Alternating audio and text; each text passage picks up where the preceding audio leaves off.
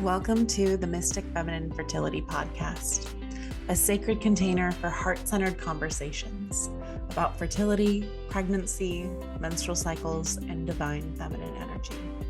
My name is Ayuaschsa, and I'm a fertility awareness educator, a holistic reproductive health practitioner, and a modern mystic.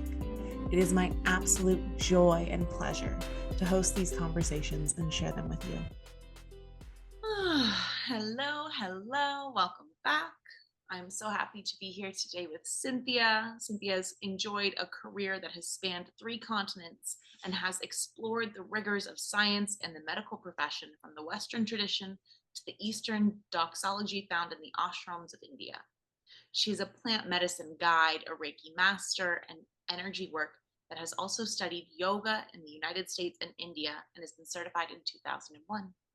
She is a registered nurse and a licensed massage therapist who has delivered a variety of massage therapies, including hot stone, cranial sacral, deep tissue, reflexology, lymphatic, prenatal, and intuitive massage. She is a gifted psychic medium that utilizes her abilities to channel and connect to spirit. Whether you are looking to feel better, work through grief, understand your higher self, or even get a reality check, she is your woman. We were also throwing around the title of Frequency Alchemist from Miss Cynthia. Cynthia, thanks so much for being here today. It's a pleasure. I'm so excited to have this conversation with everybody. Too. And the first question that I normally ask my guests is, where are you at in your cycle? As we were talking about before, you were sharing that you have moved beyond the archetype of the maiden and into your wise woman years. Yes, and I love that term, wise woman. We all are wise women, even no matter what part of our cycle we're in, right? And yet, so many of us go into the wise woman cycle struggling. And I am doing my best to do that with grace and ease. It is definitely a time of transformation. Yes, but I've really learned to embrace contrast and be grateful for contrast. And the body is just another, always in a contrast space, right? Really, when we look at it. And it really is a magical time for me. I'm curious, before we get into talking retreats and such, Sure. have you felt any difference or shift in your intuition, your psychic abilities, or your spiritual practices after the shift, after menopause? Well, I want to say, I think I've always been super resistant with my psychic intuitive abilities in my younger years. And I think as you come into those wise woman years, I'm just unapologetically me. So I would say that, that creative energy that moves out of the womb and deeper into our heart space assists in us just loving ourselves more. So yeah, I would say there has been a transition into, not using that creative space for babies and even other, like, just being more creative inwardly. It's definitely taken me deeper inwardly and more accepting of just who I am, and maybe even the things that I thought were flaws are some of my superpowers. Yes, it sounds like it's been a pathway into deeper self-love, self-acceptance, self-inquiry. There's so much depth within our own bodies. The womb, whether it's being used for cycling or for pregnancy or for bleeding or for not, whatever it's doing, it is this magical space in between of like science and mysticism. Like there's a physical womb, but it's also there's this great expanse of like, we don't know. I like the term multi-dimensional vortex. I just heard that one recently, and that really resonated, right? Like we literally bring a soul through into that womb space. It is a multi-dimensional vortex. Yeah. Oh, I love that. Right? Isn't that juicy? Juicy. And what are some of the skills or psychic spiritual tools that you use on a, consistent basis to keep yourself aligned, healthy, happy? The breath work is really a big one for me. Just I definitely have a daily practice, not a rigorous practice, but when I'm working on somebody else, I instantly go into like a Ujjayi breath so that I'm centered, and I use the breath to get out of my head and out of my own way when I'm working in other people's energies. Um, I prefer not to use the word discipline. I know that's pretty big in the spiritual yogic realm. I like the word practice, because I feel like I'm always practicing something new with the breath. And it's just, we don't ever have to take a conscious breath. And to me, it's such a gift when I do. So I would say I spend a lot of times aware that I might be shallowly breathing, barely breathing at all, and then going back to that deeper conscious breath and following that breath and seeing where it takes me. So, yeah. So Breath. that's a meditative practice in itself, right? Yeah. Like you were saying, you don't ever have to take a conscious breath. No, The body it's a will breathe gift. on its own. It's a gift we give ourselves.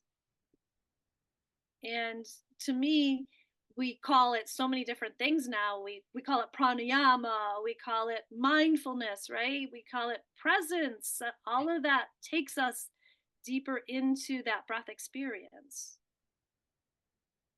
Yeah, the breath it's dynamic. It goes Mm, in and out, up and down, but it's also something you can fix your attention on. right.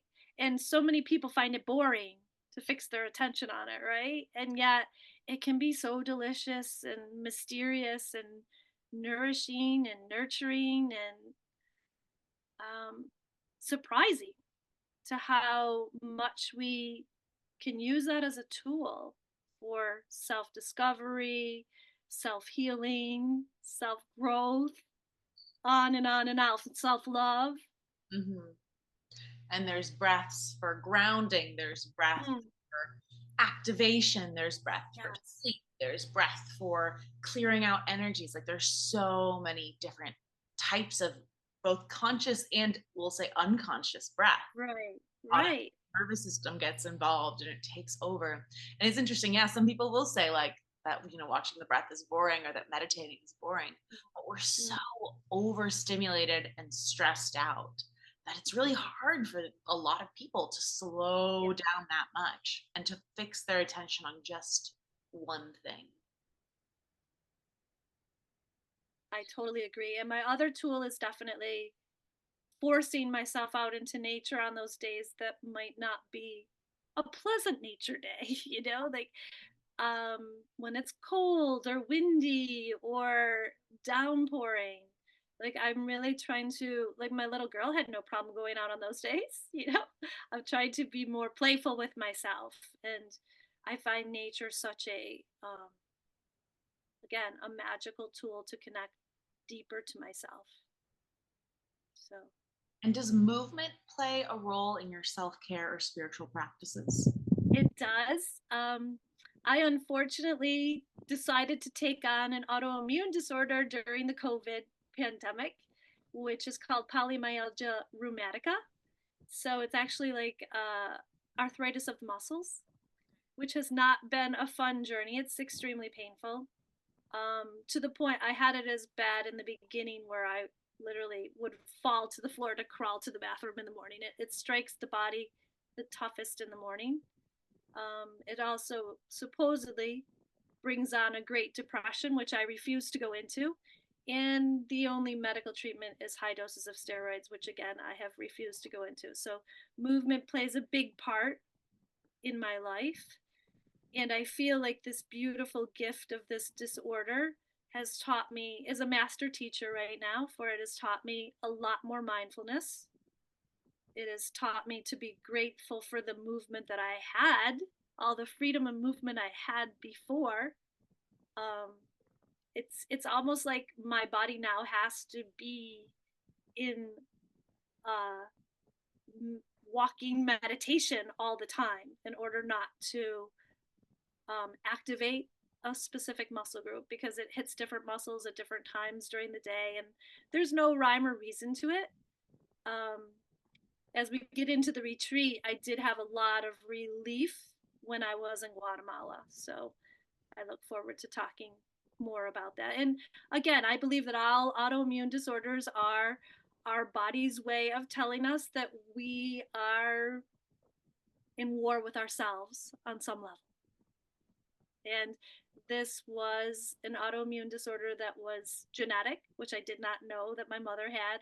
And my biggest war was that I knew I didn't want to do the um, vaccine for COVID, and I did it because I was still in the nursing world, and I did it for the clients, not for myself.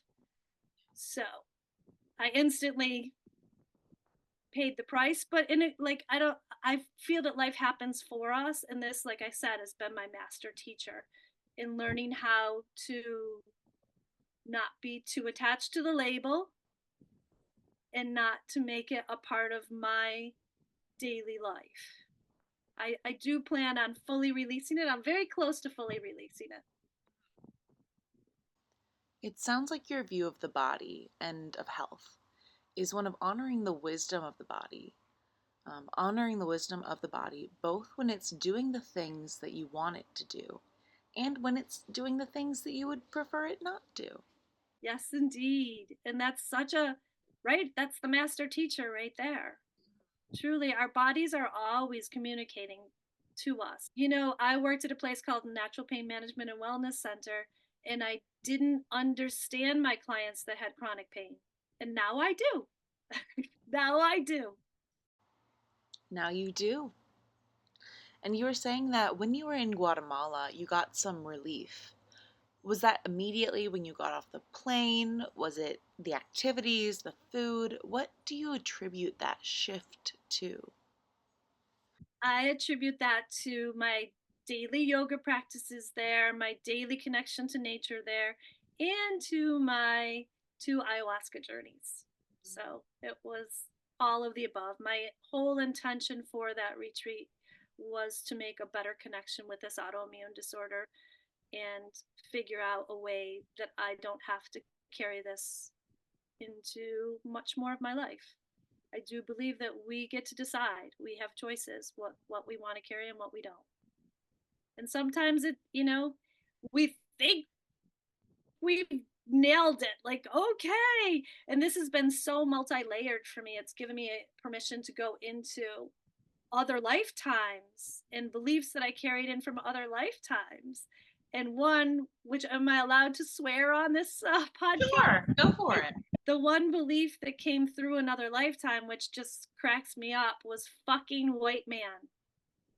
And so I came in with all this anger towards the elitism that we have on this planet, towards what the fucking white man has done to the world. And I'm like, wait a second, I came in as a fucking white woman. Like, talk about a battle inside. I need to release that disharmony within me. That belief no longer serves me. And of course, I've been indigenous in many lifetimes, so I could see why I took on that belief, but to continue to carry that is not serving me or the planet, especially because my blueprint is divine love and healing. So I like that was very disheartening for me. And I realized that that was another thing that I automatically was programmed to go into, was that frequency of disheartenment. And again, being divine love and healing, I can't continue to look for things to feel disheartened about, because that breaks my heart every day. Instead of opening and sending my love outwards, I was breaking my own heart. So this autoimmune disorder brought those huge awarenesses to me that I didn't understand. I remember releasing the belief, and I know this one came from my mother because she still says it: people are so stupid. And I remember getting into the shower one day and hearing it in my head: people are so stupid. And then I'm like, whoa, wait a second, I'm a person. I'm literally saying I'm stupid, and letting that one go. The programs are so deep, So, and they're like grooved in. The longer we live, the deeper the groove. So there's just these neural pathways that we just keep traveling down until we choose awareness and are willing to create something new, create something different. Hmm. It's so empowering to have the knowledge that you can create something different and release things. The first step to shifting your mind, shifting your beliefs, is becoming aware of what's below the surface. What is the belief? Like getting curious about it. Like like you were saying, where does this come from?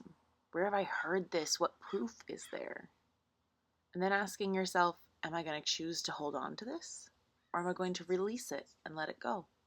And I feel like because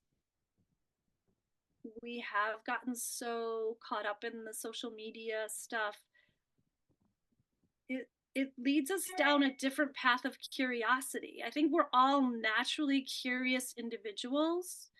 And yet, when we're so curious about what's happening outside of us and not curious enough about what's happening within us, it's hard to recognize that we do have choices and that we are these powerful manifestors that attract to us exactly what we need in most cases. It may not seem that way when we're in it, but it is the truth.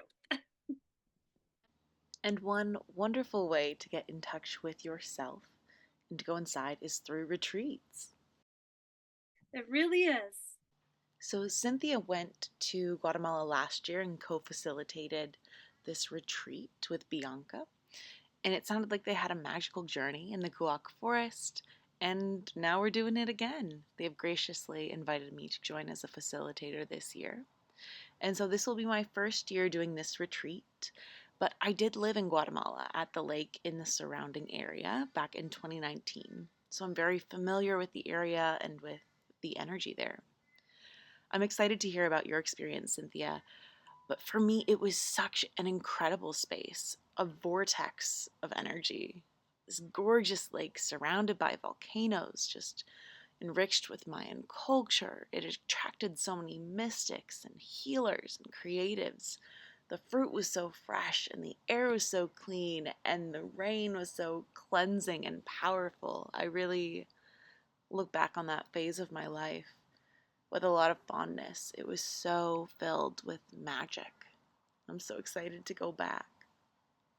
Yeah, 1 week was definitely not long enough for me. I will tell you that. Like, I literally felt if I spent another week on that mountain, that I would have come back completely free of this autoimmune disorder. I felt myself trudging up that mountain and then floating back down. I could feel the different vibration of my body, and yet I could also feel that I wasn't completely released of everything that needed to come out, from whatever I allowed the inflammation to go pretty deep before I looked into it. You know, I I think I learned to choose suffering over freedom, over liberation. And some of that is just age. I'm 61 years old. Most women my age are on so many pharmaceuticals and choose so much suffering. So I do really honor how aware I am and how much I am willing to change and grow. So, I mean, most people my age would be like, "What are you talking about? You chose this autoimmune disorder. What are you? You didn't choose it, right?" And what I hear is that you're not saying it in a victimy way. You chose it. It's about learning lessons as a human and choosing to see the intelligence of your body and honoring your spiritual path. It's not just me, it's my higher self. It's the part of me that knows what lessons I came here to learn, all of these things. And that's an important distinction. And I was really good at playing that. I do know that energy, as we all do, but coming out of that is a powerful place to be too. And we probably wax and wane a lot. throughout the day, even, right? It's part of that awareness. We're on a planet of polarity, duality still. So, To some extent, we all choose our own struggles and trials, hardships, joys, and pleasures. That choice isn't normally like conscious. Most of us wouldn't consciously choose to struggle, but it's on the astral, the subconscious, or even the unconscious realms. Our conscious choices can only influence so much, but by learning to get in touch with ourselves and this concept of the higher self, we can bring in a bit more empowerment and trust. Things aren't just happening to us randomly, but it's a part of our spiritual evolution and our growth. so for me, that word subconscious ties me into another term that isn't used that frequently, that I hear anyway, but I use it quite frequently now, is super conscious. So, like the higher self, I now call the super consciousness. So it's like those two are so tied together, Yes. right? And like if you're willing to dive into your subconsciousness, it's like a highway to your super consciousness, Hmm. right? It's so much fun. It really is. This is just a playground, and um, I really, really hope that more women that are choosing suffering choose to see it that way. Yeah, and some of them might be joining us in Guatemala in January. Oh, that would be lovely. Yes, yes, This retreat, I'm so excited because it really is about depth and transformation. It, yes, it's curated through different yes. activities, workshops, guides for you to step outside of your daily life Mm. to interrupt your normal programming so that you can really get in touch with the deepest, sometimes darkest, sometimes Yeah. joyous parts of yourself. And I would say the best way to be prepared for a retreat like this is to expect the unexpected, right? Like expect the unexpected. And when you're willing to expect the unexpected, then you're prepared for it, because it's like, oh, I didn't know that was going to arise, but here it is. Let's play with it. Let's have fun with it. Or Mm, let's go sit in our room and cry. Whatever you choose. It's not one is, you know, right and one is wrong. It just is. yeah, things will come up and move and flow. And so it sounds Mhm. like last year before the retreat, you set an intention Correct. to heal your autoimmune condition or to Hmm. release it. Was Yes. that something that you set that intention before you went, or you said it once you arrived? Oh, I had to set it before I went because I knew how tough it was going to be going up those mountain steps. There's a little bit of a hike. So yeah, so I really, really probably started focusing. I did a lot of travel last year.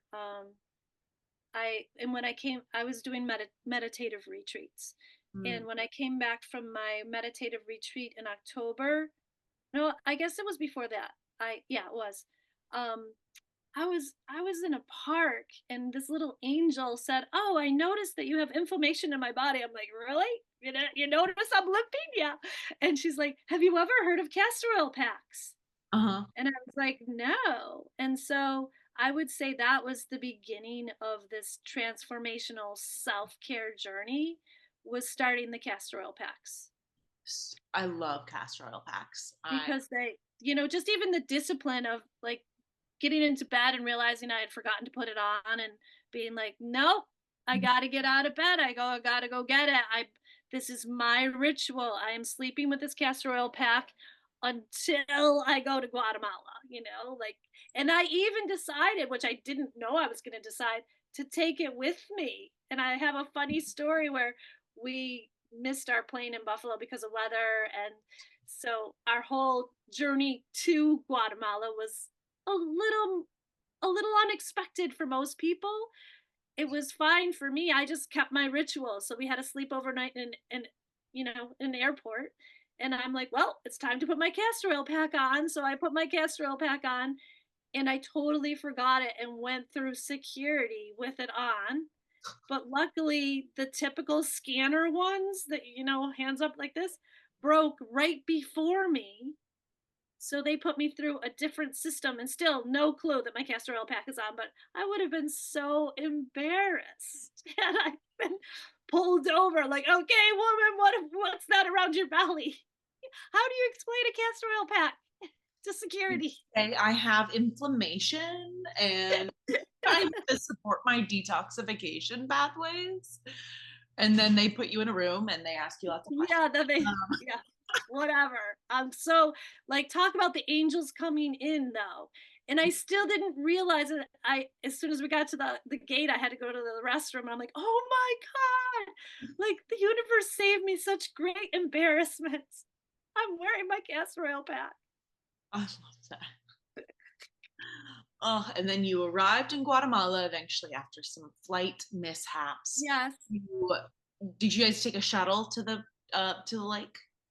We didn't go to the lake right away, and that's what we're going to do again this year. As we usually, you need a day to just kind of acclimate. So we Yeah. stayed in Guatemala City, and I always request a hotel with a pool because water is a big, and you don't have water on the mountain, so to speak. We do a plant bath ceremony, but if I could be in a pool of water every day, that's the best for my inflammation. So that's what I needed after flying. So that's what we did. We had a beautiful meal. We all sat by the pool, and it basically was just the retreat and this one other family from Costa Rica that was in the pool. So it was a magical sort of getting ready to hit the mountain the next morning experience for all of us.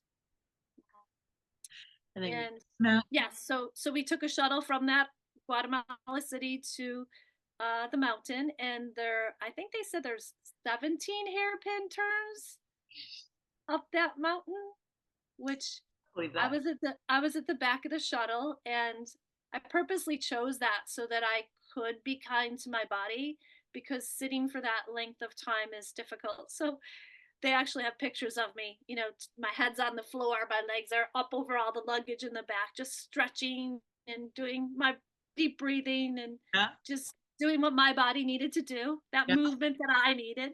yeah. Yeah, so then we started that climb up that mountain, and it was amazing to see those people that live there, how easy it is for them, To and make how with all of our luggage on their backs on top of it, it's really incredible yes. how vibrant the people are there. Mm-hmm. And one thing that struck me and still strikes me is just the preservation of the Mayan culture. They're still wearing the traditional clothing, and a lot of the people that live there, they're not speaking Spanish. They're speaking their traditional dialect, and I love you can it. also get really beautiful Mayan fire ceremonies. And I had a Mayan astrology reading. You feel it everywhere. You just feel it in the air. Even if you didn't see a Mayan person, or that, the traditional dress, which is just gorgeous. Yeah. And so, I feel like they might only have like 3 pieces of clothing too, but it's so meticulously taken care of. Mm-hmm. And even the did you make it up to the yoga forest when you were there? Yeah. Even the way they take care of the land, the stonework that they've done up there is it's just incredible. So loved. Incredible. Feel it. And my favorite, what we would call an outhouse here, right? Like, what a great design. Like, there's no smell. It's just, I mean, toilets. The compost toilets everybody should have a compost toilet like that. Like, I came back and didn't want to flush my toilet. I felt like I was wasting water. Yeah. Right? Now, they have a great system down too, and there's a few of the bathrooms at the yoga forest that have the most spectacular views, right? And the showers have the most spectacular views on the planet. Like, where am I? What utopia? Like, you really feel a part of nature. Absolutely. And so I would say if you're not a nature person, you better start preparing to be a nature person before you come to Guatemala, because there's no way that you're not going to be immersed in nature. Yes. And especially where we're staying, the Kuwak Forest, previously named the Yoga Forest, Mhm. um, it's eco luxury. Like they are trying to find ways to connect you to the land and to live with a minimal footprint on the land, while also like every time I've been there, I felt very luxurious. Between food, Absolutely. showers, and the nature, and just the practice spaces are so gorgeous because you're up in the mountain, you're removed from the hustle and bustle of San Marcos, or the lake itself, and you're in Right. little energy just up nestled in the mountains with these gorgeous views, all these windows are open air, You and wake up to the most surreal view of the lake and the mountains. Like it's so surreal. And every day, of course, it's different, right? Because of just the atmosphere, the sun rising a different way or the cloud coverage. Mhm. And then you walk into this beautiful retreat that is being just lovingly held by guides, and it sounds like last year there was a lot of cacao ceremonies, some yoga, your movement medicine offering. So we brought our own cacao ceremonies Beautiful. because Bianca loves to run a cacao ceremony. And to me, actually, that was probably one of my favorite offerings, Mhm. which I've done tons of cacao ceremonies, but we did it in that what they call a cave. I call it a volcano. Like, and we hadn't seen it before, and it was like the day before the full moon, so the full moon was out, and we walked into that space where they had lit a fire for us, and we literally just love bathed each other. We went around and drank our cacao and said what we noticed lovingly about the other people. And I truly wish I would have recorded what everybody said to me because I felt like I heard and felt every single word at such a cellular level. And I've always done a little deflection. Mhm. And that night I was in full on acceptance. And it Mhm. was so magical. But don't you feel like even just being there puts you in a different place? Like, I felt like if resistance was there, it couldn't even stay with It's a different energetic vibration me. Mm, of openness, mm, of depth, and of integration. I didn't feel so separate from my conscious and unconscious mind, or super mm. conscious, Yeah, um, didn't feel that separate. I yeah, felt integrated there. yes, indeed. I've only felt it a little bit deeper in, I think, India. India But is also I felt in India I would have a thought form in my head, and before it was fully formed, I knew the answer. Like I would have a question start to formulate in my head, and I was like, "Oh, no, yeah. I know the answer to that." Mhm. Yeah. I love that. Yeah, my time in India was very different than my time in Guatemala. Mm. But yeah, also very loving. Maybe that's where we'll do the next retreat. Maybe we'll take a group. Mm. Yeah, I would love to make it back there. Absolutely. And with the retreat in Guatemala, from my understanding, last year you all went into it thinking that there was going to be a psilocybin mushroom journey. And when you That's arrived, the unexpected. What did I say? they said, no, we're actually offering ayahuasca. Yes. Luckily, Bianca and I knew right before we went and had a conversation. Okay. And I was like, well, I've been feeling ayahuasca was going to show up, so I'm all in, even if nobody else is in. Mhm. And I put no expectations that anybody else had to participate with me. Yeah. And I feel like I just held that sacred space for everybody to figure it out on their own. And lovingly, everybody chose it. And it made me so happy to hold that. And we had a small group. There were 8 of us that went, and I mean, understandably, there were some people that probably I would have questioned whether, because they were on, medication that a lot of people would say you shouldn't do an ayahuasca journey if you're on this medication. But we gave them individual time with the shaman, and they all made the decision to do it. And the shaman was even blown away by us because he said it was his first group in 31 years that was all women. And I found that shocking. Yeah.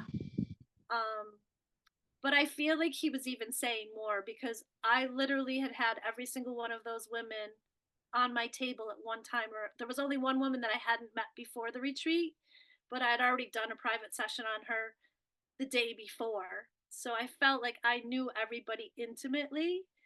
So going into the ayahuasca experience, my biggest concern was not being empathic, staying in my own lanes, and not,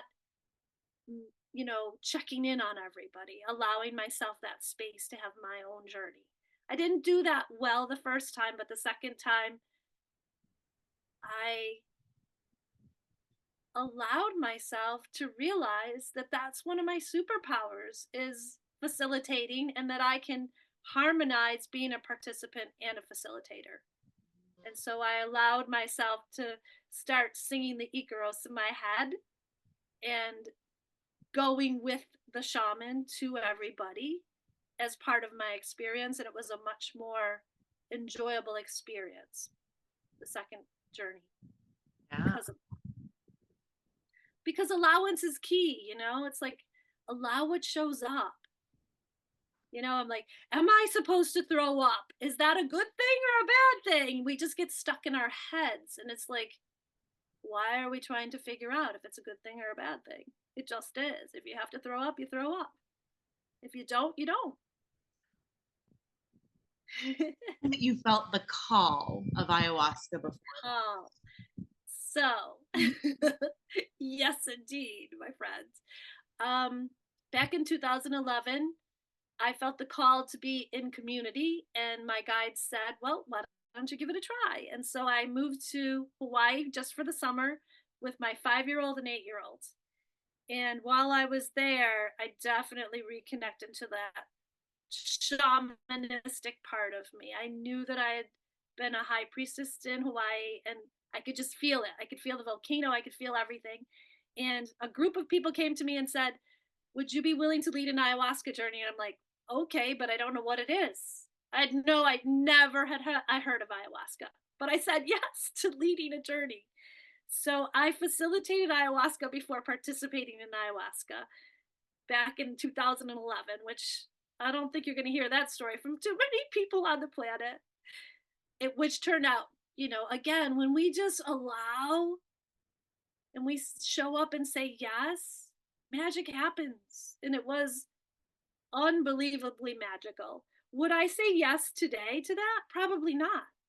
Having been a participant and seeing like how much this shaman worked the crowd, I trusted more, which obviously worked for that particular group. I had 38 people. He had 8. That's amazing. But it worked. It worked for everybody. Nobody had a difficult time, and I was able to really hold the space for that many people with grace and ease, with just, obviously I had external or higher help from other realms, even probably just multi-dimensional parts of myself, right? But at that time I wasn't that aware of that. I just had 2 rules.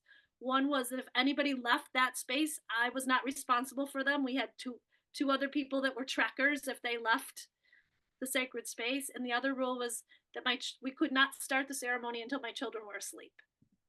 And those were it. That was it. I just stayed open for the rest of it.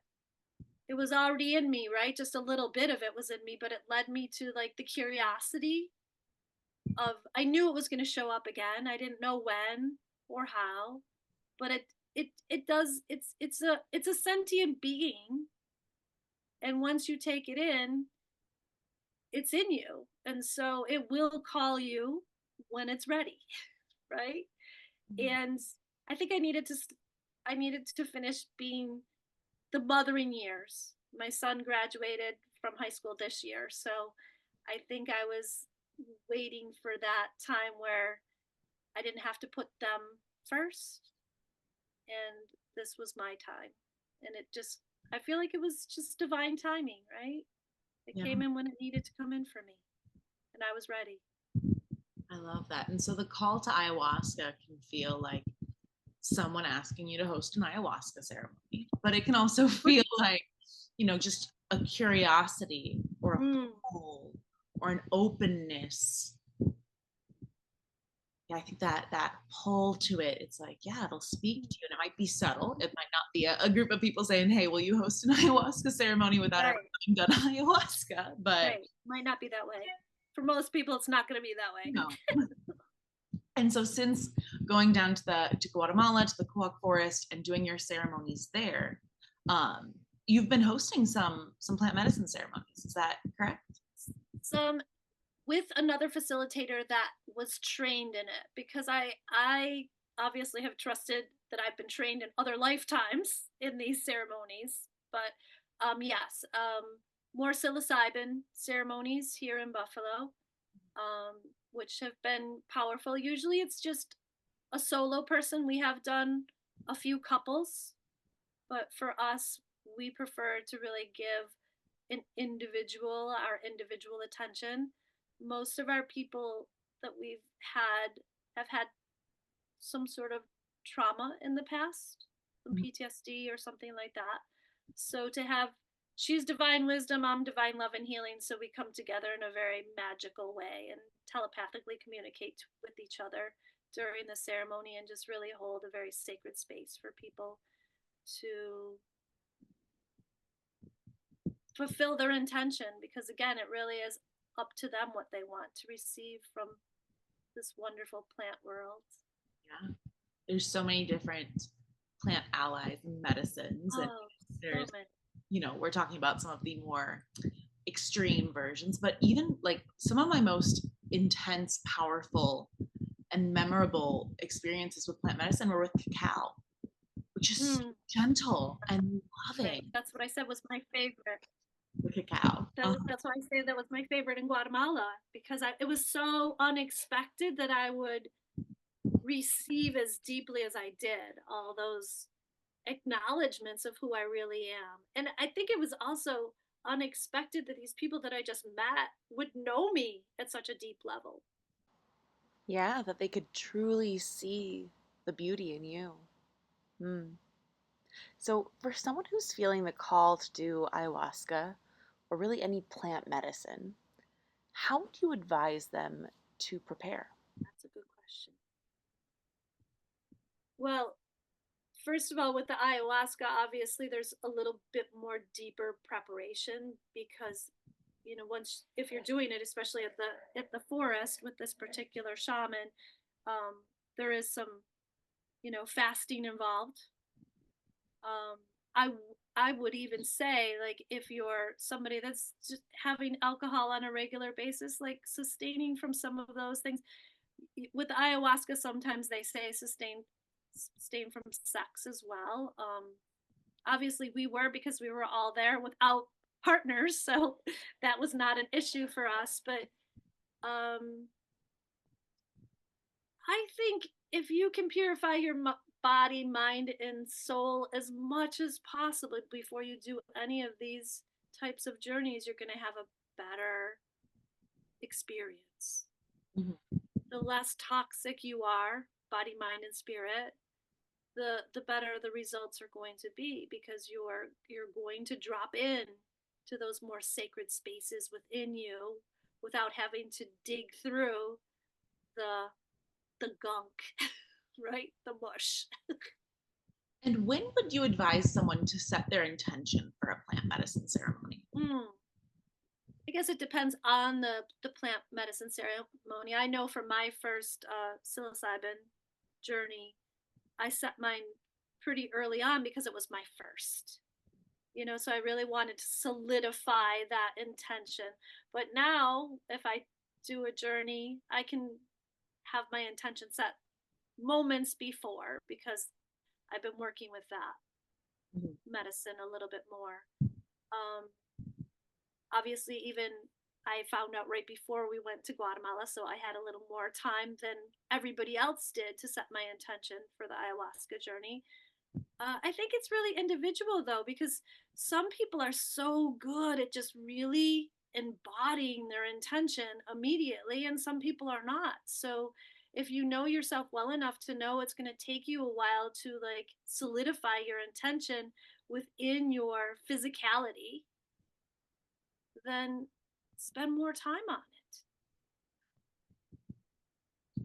What is the benefit or the medicine of ayahuasca? Hmm. Well, there's a movie that I watched last night where Deepak was saying that he doesn't see ayahuasca as a hallucinatory medicine, which I loved that. He basically said it's like a doorway or a gateway. I have the exact words. Let me read them because I don't want to misquote Deepak, you know? He said, I wouldn't call plant medicine hallucinogenic or altered states of consciousness. They help people break out of the everyday illusions of separation and into the reality of truth and oneness. I love that. Love that.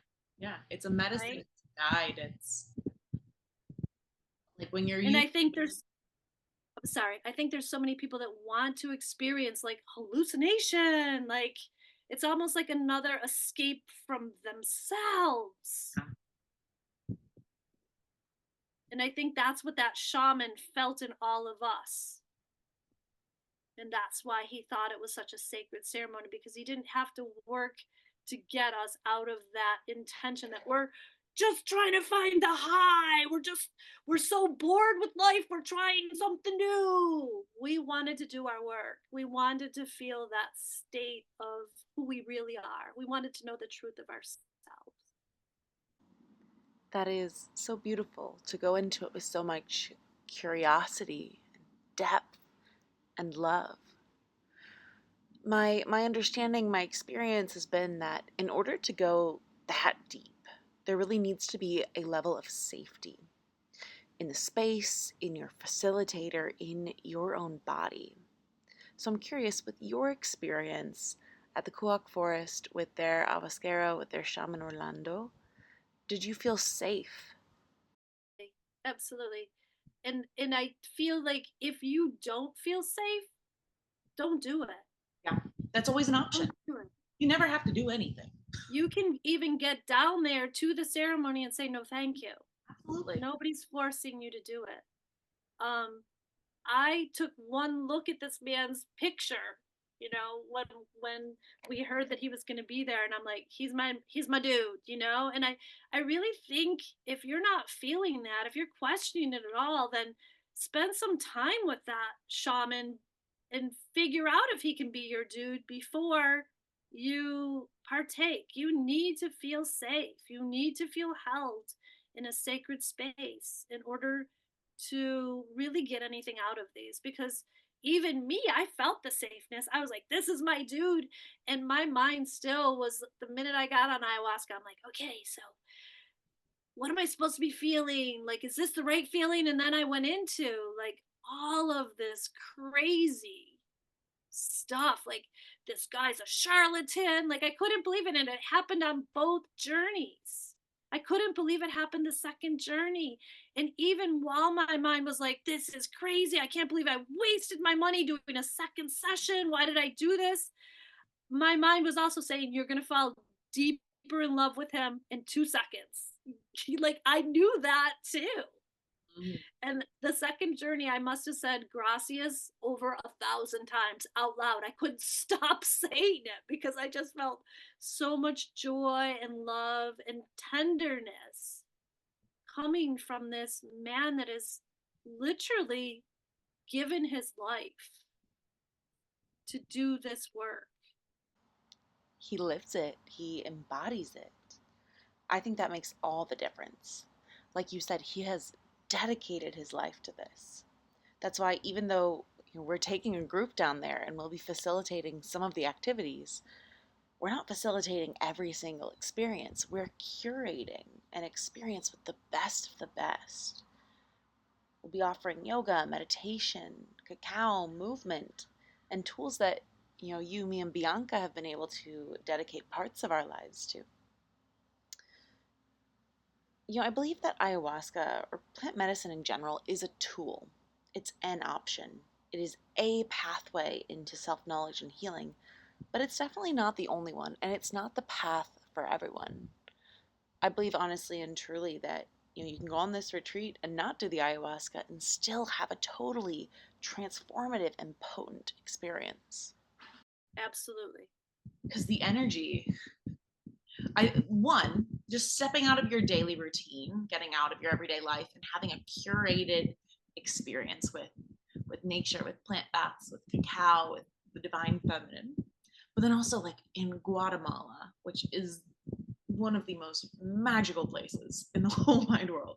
Like no matter what you do or don't do on this retreat, there's going to be transformation. Absolutely. Absolutely. And back to that, we keep talking about the beauty of Guatemala, but I do want to say that, they speak a different language. So whenever I go to a country where they speak a different language, I do have some fears being a woman, Mhm. right? And just the safety of not being able to communicate my needs with somebody that might not speak my language. Um, I knew that I wanted to go to Guatemala, but I also knew that I wanted to go with Bianca because she had been there before. So, you know, finding that safety too, or just having that awareness that women, a lot of women do feel unsafe going to foreign countries when the language is different. Because as I hate to say it, I don't even want to own this for us, but it's just in our DNA to feel that men can be predators, and so we need to own that it's there for most of us, if not all of us, and work through that part of it as well and create safety around that.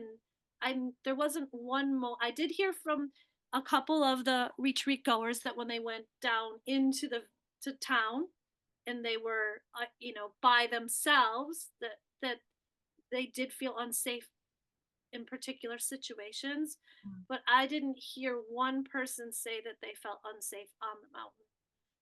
No. From the staff, from just the energy that Bianca and I held for everybody to be their most magnificent authentic selves, whatever they were going through. If they were like, I just need to sit in my room and journal when we were offering an event, like that's an option. You don't have to be present for every single activity. In fact, I'd rather have you listen to your own intuition on whether you should be present. I would rather have you checking in. Like, is this for me in this moment? Yeah. For every activity. Because then you're going to give us full presence when you are there instead of resistance and whatever else, chaos, crazy, whatever, something else that you need to be processing on your own. Take the time to do that. Absolutely. And I lived in Guatemala and I've solo traveled all over the world. And so I can definitely speak to that fear. And like there are genuine times when like you need to be aware and there is some danger in the world. And so I think going on a retreat is a wonderful way to like do it with community and to go with people that, have been here before. And the Kuak forest holds such a beautiful safe sanctuary up in the mountains. Um, and so like, yeah, like we are creating safety in a world that can be unsafe. And you can, be unsafe in any part of the world. But yeah, like when you don't speak the language too, that adds a whole other thing. And I mean, we hold a lot of fear in our bodies. And I think one of the beautiful things that we're offering with our retreat is this like knowledge, this like we've been here, we know this space, we're being held by the local community, we are like creating our own safety sanctuary and not like needing to like banish all fear, but to like sit with that fear and okay, there's like a self-protective mechanism. At least be aware of it, even if you're not willing to sit with it. At least don't try to deny it. Yeah. right? Because it's Yeah. your, it's your body, your psyche, it's some part of you trying to keep you safe. And like we want to keep And you safe too as and your I will say, as a facilitator, I am open to anybody coming to me and anytime, day or night, to process. uh, You know, that's what I'm there. I'm there as a nurturer, a sacred space holder, and I'm more than willing to process with people. and Cynthia, who would you say that this retreat is for? Who are we calling in? We are calling in, I would like to see these beautiful, vibrant souls that are just starting to crack out of the cocoon, Mm. and they're feeling this magic rising from them, but they're really not sure what it's all about. I would love to nurture that group. But I would also nurture those badass people that already know who they are, that want to step deeper into their power. But I really feel like there's this huge, huge amount of beautiful souls that are like, what is happening to me? And how do I navigate this? Mhm. Right? Yeah. Because they're we're going to be guiding people through transformative experiences, but also my hope and my prayer is to give tools for processing, but also integration once they're not. Absolutely. Absolutely. And so some of the tools, will you be hosting a movement medicine this year? Oh, of course. Absolutely. At least one, maybe more than one. We'll see how, we haven't worked out our schedule yet, but Uh-huh. yes. Yeah.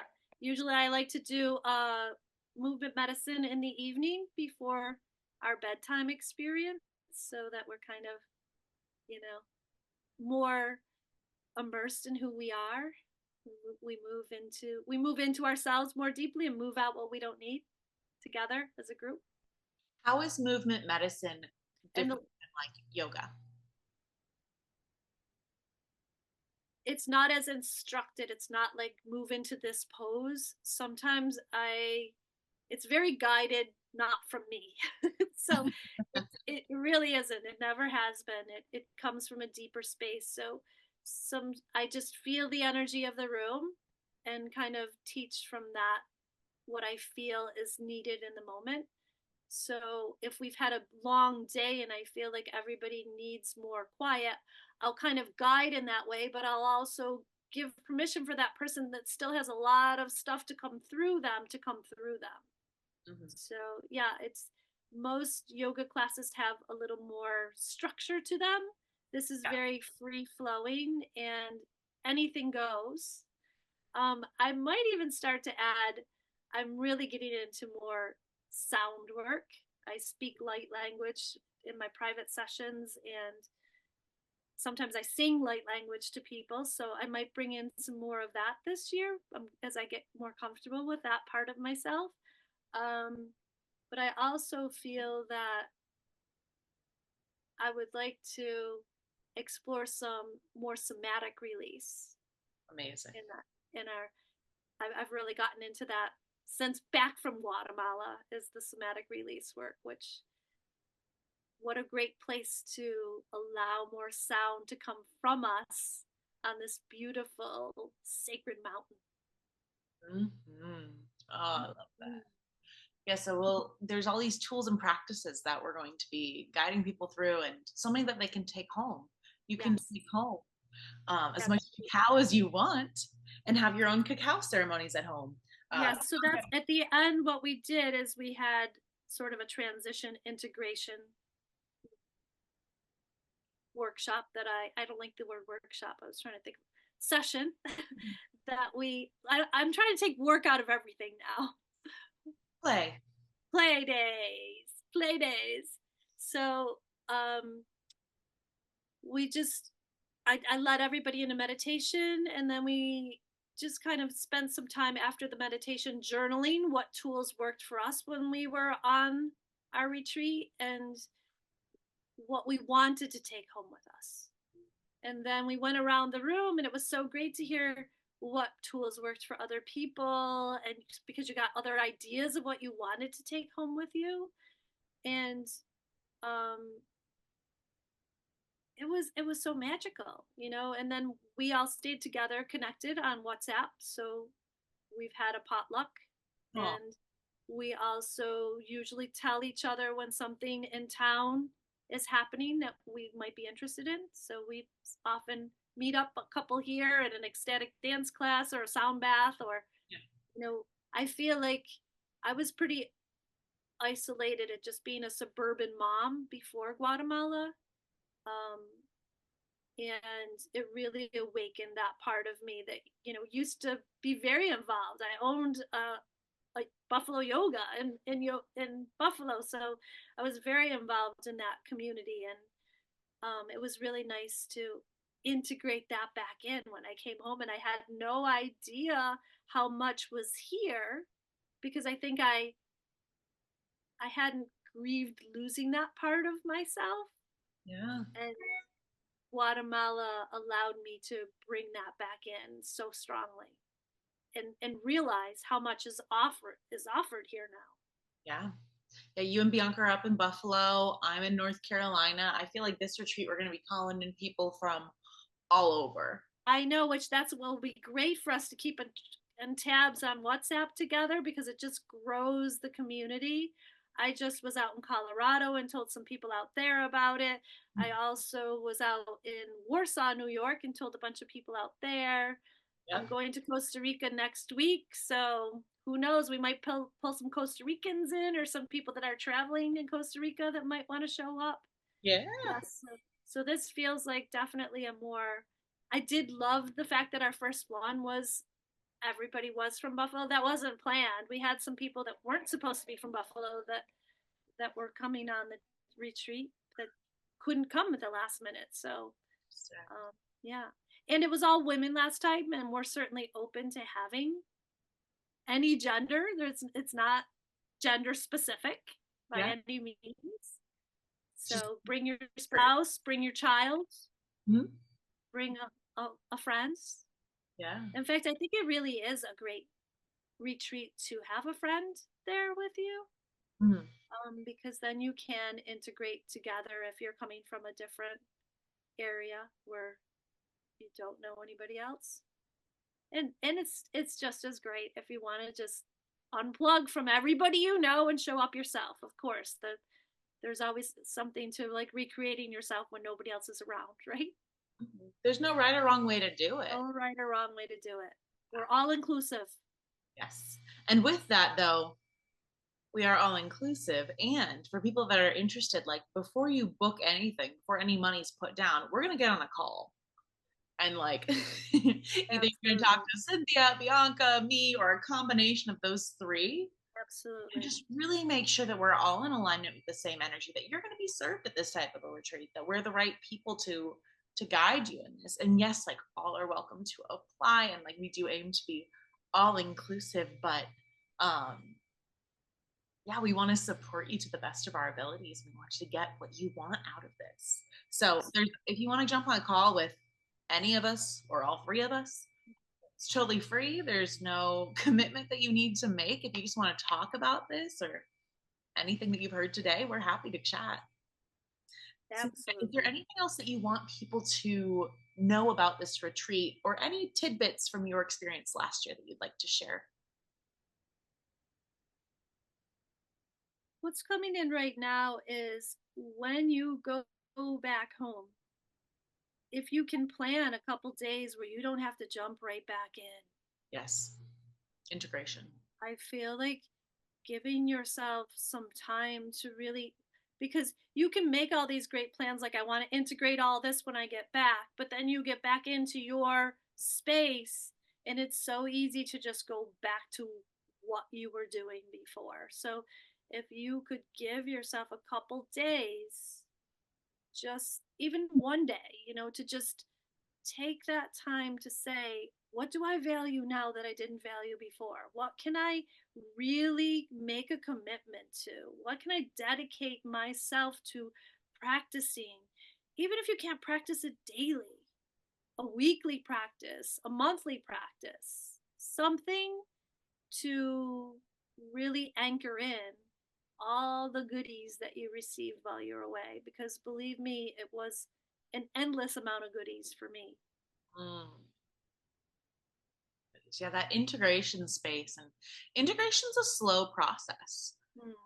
Like there's parts that are your conscious effort to shift and change patterns or to try new things or to use certain tools.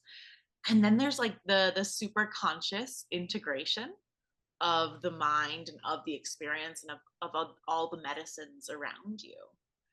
My prayer, my goal, my heart's want is that anyone who's going on this journey with us is going to go through a transformation that brings them deeper into themselves, into their power, into their joy, into their health, into their radiance. They're able to shed off, whatever they're done with, whatever they're ready to release, whatever they don't need to hold on to, because we suffer too much. I say, struggle is for the muggles, and we are not muggles, people. We're magical beings. Mm-hmm. Magical beings.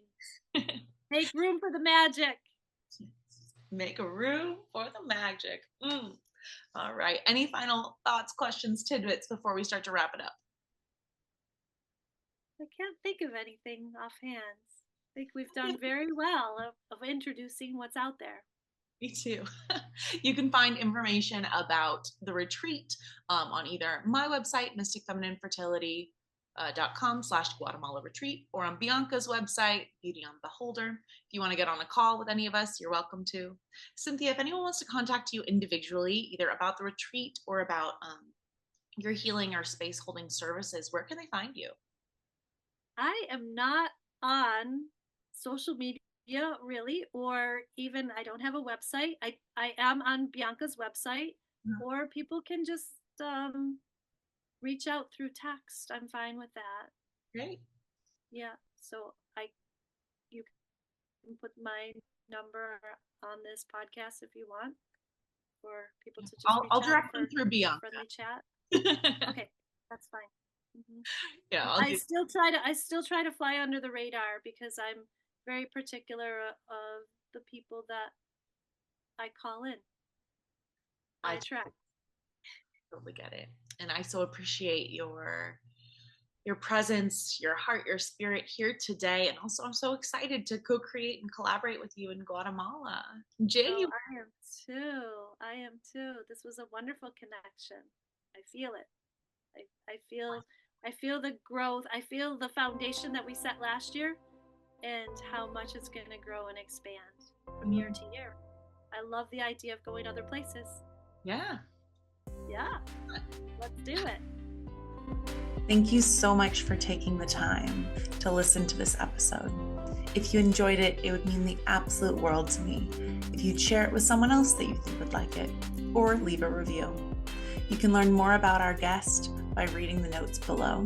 And if you want to learn more about me, my one-on-one coaching, my memberships, or my online courses, you can learn more at mysticfemininefertility.com or Mystic Feminine Fertility on TikTok and Instagram. Have a wonderful rest of your day, and I look forward to seeing you in the next episode.